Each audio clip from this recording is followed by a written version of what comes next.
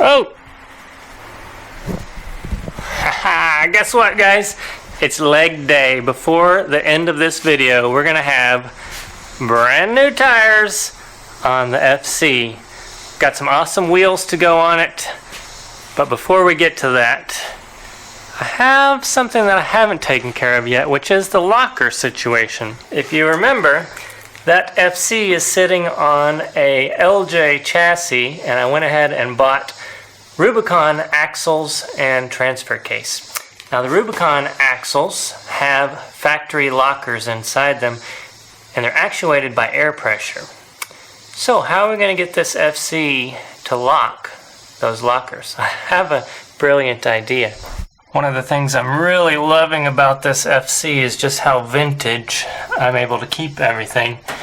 And I want to stay vintage with the locker situation, but they didn't have lockers back in '57. I assume they didn't. So check this out. You might understand what I'm getting at here. So this is an air hose, and I've got it connected to that rear axle where the locker is actuated. And this is a gauge. Have you ever been to the doctor? Have you ever seen one of these? Well, it turns out that the Rubicon axles take very little pressure, in fact 5 psi. Now I did the math, and 5 psi is around 260 millimeters of mercury. And so that's what this gauge is. It's actually a pressure cuff for whenever you're getting your blood pressure. So check this out. Here we go. So right now I've got it in neutral, and we are unlocked. Now what happens if you want to lock the vehicle? First you got to turn this little knobby here, and that closes the cuff. And then we're going to add a little bit of pressure, around 260 millimeters of mercury, and it's locked. How cool is that? Now the only thing I have to figure out is how to lay these out in the cab very neatly so that you'll have a front locker and a rear locker and 2 gauges. So that is the plan. You guys want to see that again? Okay, there's open. Now we're going to do a couple of squeezes, and there's locked. Locked, and we'll unlock it. Unlocked. How cool is that? Super cool. It actually locks up fairly quickly. Right. Oh, I lost my gauge, but it locked up at only 100 millimeters of mercury, but it's supposed to be around 5 psi. So doing the math there, that should be right around this area. Put in place now, staring down a barrel there, point blank range. I'm made for the water, jumping off the ledge, but not before I catch two to the chest. Now there's blood and water filling up my lungs. Blood and water filling up my lungs. My heart is beating like a fading drum. Lord forgive me, here I come. Alright, check it out, guys. So I ended up going with the Milestar tires. And for the wheels, these are the factory FC wheels that came off of that thing. The reason I like these is because they're color matched, and they still have that great patina that would be hard to replicate off of the cab there. So the only thing I wasn't expecting, whenever they mounted these tires at the tire shop, the guy said the wheels were a little wonky, so they had to add a lot of wheel weights to that. And he said they were warped, I guess. Maybe they're bent or something, or maybe they're going to wobble like that going down the road. We'll see. If that becomes a problem, I'll have to change those wheels over. I only had 4 of them, so for the 5th wheel, I got something very similar. This is a Ventique wheel that I got from Summit, and it looks very much the same, but I'm going to have to try to match the patina on that to go with those. So if I have to, though, if this thing wobbles going down the road, that's not going to be good. So if it does, I'll just get 4 more of these and call it good. I also went with the white wall out. I've never done that before. That's a first. But I figured it would go good with this. and it's a lot taller than I had imagined. Of course, this is a little low on air, but it's quite a bit taller. It's going to fill that gap really good. I just hope that it doesn't rub on anything. So I'm going to get these installed, and then we'll check it out once I got them installed. Oh, center hubcaps. This is 4 1/4. I don't like the look of the caps sticking out on these because I don't know if you can see that. They're really far to the outside, the offset is. So if I get some center caps that are sticking out 4 inches, it's going to be outside the tire. So I'm going to have to figure out what to do there. But I'll be right back in a minute. Take me on down the river where the kids can't find a red-handed sinner. On where the grave can't cry out. 'Cause I done wrong down the river with a hand on a Colt and a finger on the trigger. And before dawn they try to find me. So take me on down.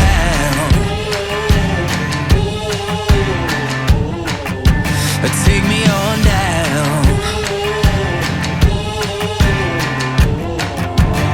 Well, I sank that body by the riverbank, caught a boat south, took off like a hurricane, with spotlights, dogs, hit the whole 9 yards, of breathing down my neck and breathing hard. 2 weeks in a wild chase across the highway. Alright, check this out. That turned out pretty nice, I think. Now, I did have to use wheel spacers. That's the disadvantage of wanting to go with these wheels that were color matched. But I think wheel spacers get a bad rap from people who don't use them properly or install them properly. I find that if you put wheel spacers on, you torque them down, and then you retorque them, and then you retorque them again. You have to do it a couple times before they will stay tight, but once you get it done, they won't go anywhere. So it does stick out a little bit further than it did previously, and you're probably wondering what the height is. It's a 305/70 R16. It's pretty crazy that that was a factory 16-inch wheel. So it equals out to about a 33-inch tire, but more importantly, what does it measure up to? It measures 32.5 inches, and you can see it's taller than those other ones that were on here, which were 33s, because you can see how much it's leaning. Can you tell that it's leaning? Yeah, you can tell. So it's quite a bit taller, but it fills that space much better, and it looks great in the back too.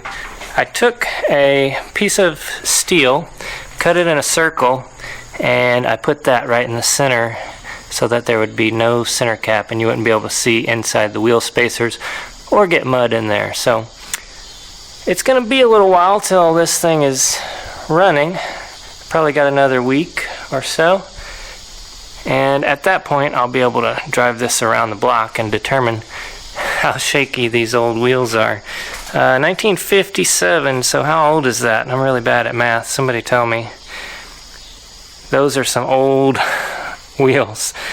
This is an old Jeep, but I think it looks fantastic. Okay, you guys ready to see the whole shebang? I figured you would. Check this out. So there it is, minus the bumper, which oh, by the way, on the bumper, I put those carriage bolts in the end, like from factory, so that adds a little touch. But besides the bumper, this is what I've got so far. Those tires and wheels make this thing look mean and aggressive, don't you think? Oh yeah, that looks so nice. I went ahead and put the spare on back here. I had to add a wheel spacer for it as well, so it sticks out a little farther than I like, but it also, I would have to modify the light if I didn't have that there, so I don't know which way to go with that. Should I bring the tire in further and modify the light? Do they make some sort of aftermarket? I'm sure they do, but is there a way to modify this where it comes up further? Because if I bring that back, it's going to be pushing on it. Anyway, right there is a wheel spacer, and it sticks out about an inch or two further than it would stock. But here is the passenger side. No, this is what I'm not even thinking. I'm trying to record. This is the driver's side. Don't listen to me. I'm an idiot. And the passenger side. So I cut some little circles to go in there and hide all of that. I think that makes it look pretty good. And then I went with these old school lug nuts that show the stud. I think that makes it look retro and rad as well. So that's the outside. On the inside, I've got all the gauges and everything. I've got the seats, the seat belts, the cup holders. Oh yeah, shifters and everything. Everything's good inside there. What do I have left to do, you ask? Well, there's a list right over here. So this is my list of things to do. But basically, I still need to get fluids and everything. I need to bleed the brakes. I need to still build that rack over the top. My plan is to get this thing outside to do that. As you can see, I'm going to have to drop this thing on its rotors, or somebody had a good idea. Ben, I think, my neighbor, he said maybe you can knock out that wall like he had planned on doing and take it out. Oh God, I just ran into the bumper. He said maybe you can take it out there. So still a lot to do yet, but it's little things. I think the biggest thing I have yet to do is to put on the bed liner. I'm going to do the floor in the cab, and then of course the bed with the bed liner.